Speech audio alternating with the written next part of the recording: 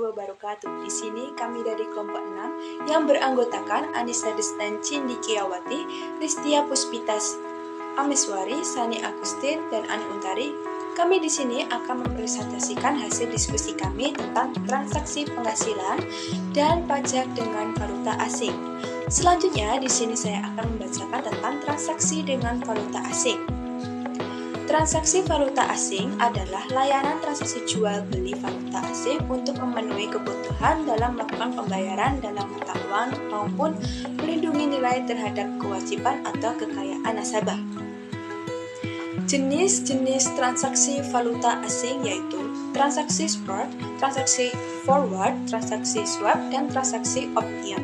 Beberapa sistem valuta asing yang berlaku saat ini yaitu sistem cross bebas, sistem cross tetap, dan sistem cross terkendali. Tujuan dari valuta asing adalah digunakan sebagai alat pembayaran yang sah saat melakukan transaksi ekonomi internasional atau perdagangan internasional. Selanjutnya ada pengertian revaluasi, kekurangan dan kelebihan revaluasi. Revaluasi adalah kebijakan yang dikeluarkan oleh pemerintah untuk meningkatkan nilai mata uang di dalam negeri terhadap mata uang asing. Keuntungan melakukan revaluasi adalah biaya meminjam dalam mata uang asing lebih murah. Kerugian melakukan revaluasi adalah mengakibatkan produk domestik menjadi lebih mahal dalam mata uang asing dan impor menjadi lebih murah dalam mata uang domestik. Selanjutnya, devaluasi.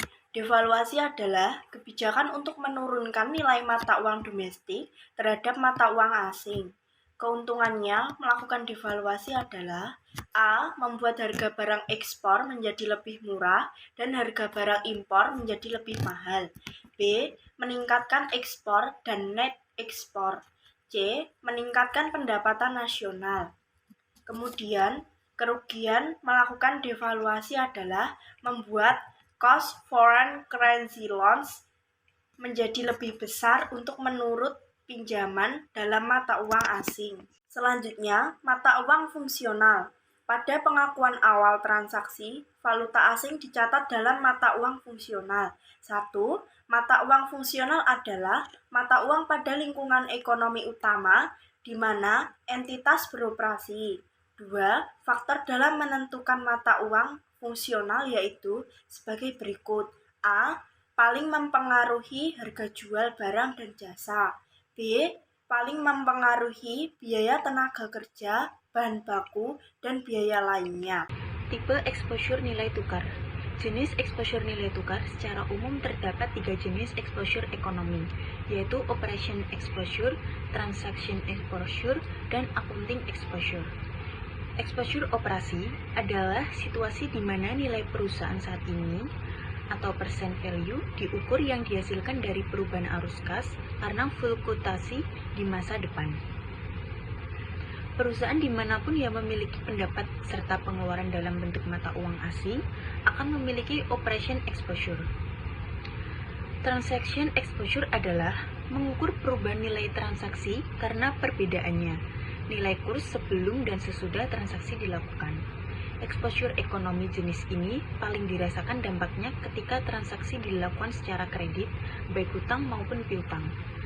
Translasi exposure adalah perubahan yang terjadi karena perbedaan nilai kurs pada laporan akuntansi. Translasi beberapa unsur laporan keuangan. 1. Perolehan dan pelepasan valuta asing. 2. Pinjaman. 3. Perolehan dan pelepasan aset. 4. Piutang utang dagang. 5. Kontrak pembelian di muka dan heading. Metode translasi ada beberapa, yaitu metode transaksi, metode laba rugi, metode kekayaan bersih, metode korporat luar negeri, dan metode kombinasi untuk korporat luar negeri terkendali. Ketentuan domestik Indonesia. Untuk penghasilan dari usaha dan pekerjaan atau profesi, laba yang dilaporkan di SPTLN ditranslasikan ke rupiah dan kemudian digabungkan dengan penghasilan DN dan LN lainnya. Nilai tukar yang dipakai adalah nilai tukar pada akhir tahun. Penghasilan dari investasi saham metode translasi yang dipakai untuk pemajakan atas dividen dan keuntungan atau capital gain adalah metode transaksi. Sedangkan bunga, royalti, sewa, dan penghasilan pasif lainnya atas penghasilan tersebut dikenakan pajak pada saat penerimaan. Metode translasi yang digunakan adalah metode transaksi. Penghasilan dari perusahaan tertentu untuk perusahaan mancanegara yang 50% atau lebih sahamnya dimiliki oleh WPDN Indonesia. Pemajakannya adalah pemajakan berjalan atau current taxation.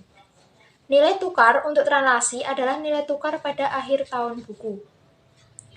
Pajak luar negeri transaksi, pajak luar negeri untuk pajak atas penghasilan dari usaha dan kegiatan di luar negeri adalah berdasarkan nilai tukar pada akhir tahun, sedangkan untuk pajak atas dividen, bunga, sewa, dan royalti, nilai tukar yang dipakai adalah pada saat terjadinya. Selanjutnya yaitu ada pembukuan dengan mata uang asing.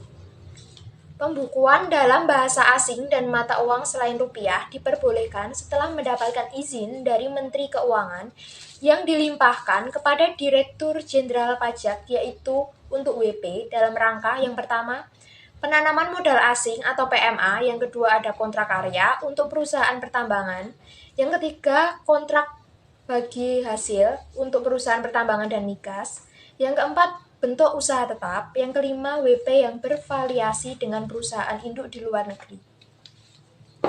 WP harus mengajukan izin kepada Dirjen Pajak paling lambat 3 bulan sebelum tahun buku dimulai atau 3 bulan sejak tanggal pendirian WP baru.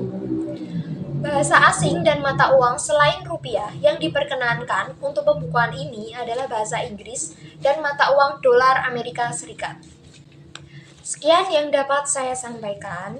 Kurang lebihnya saya mohon maaf. Wassalamualaikum warahmatullahi wabarakatuh.